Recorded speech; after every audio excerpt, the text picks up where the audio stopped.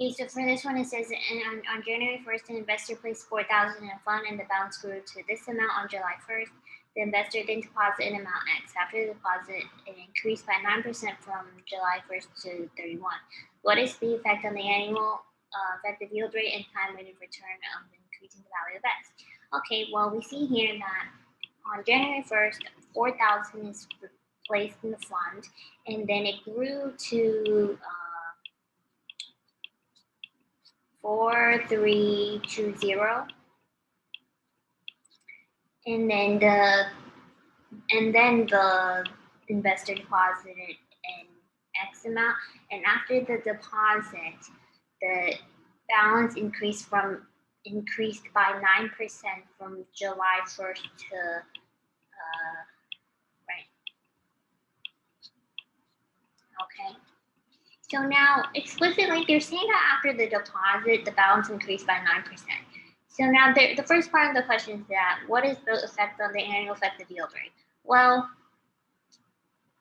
it says that after the deposit,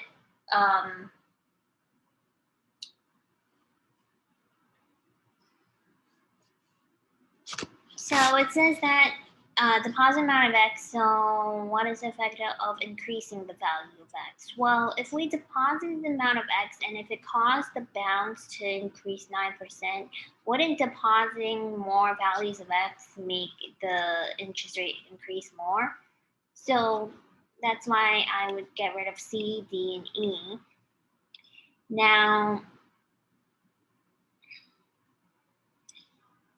for time-weighted rate of return, it says that, and so if investor placed 4,000, right, 4,000, and they grew to 4,320, the amount of X, 4,320 plus X, right, and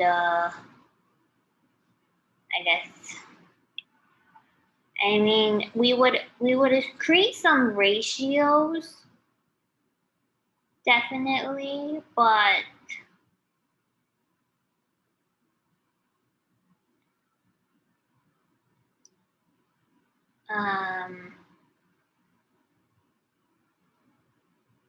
and then we would set it equal to 1 plus I,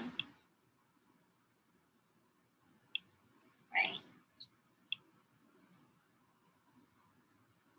So even though after deposit the balance increased by 9%, when we're calculating the time weighted return, it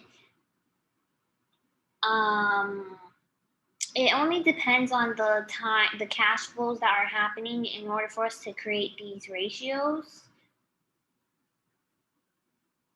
So it doesn't even really matter if we're increasing the value of X, because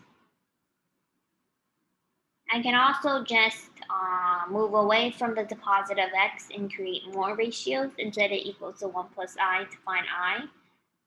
So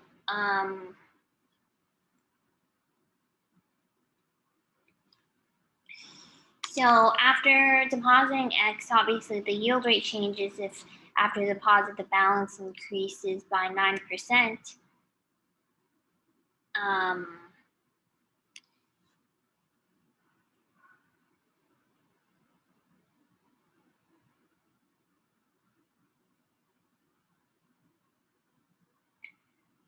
But the time-weighted rate of return only depends on percentage increases in each sub-period and not on time intervals as a whole.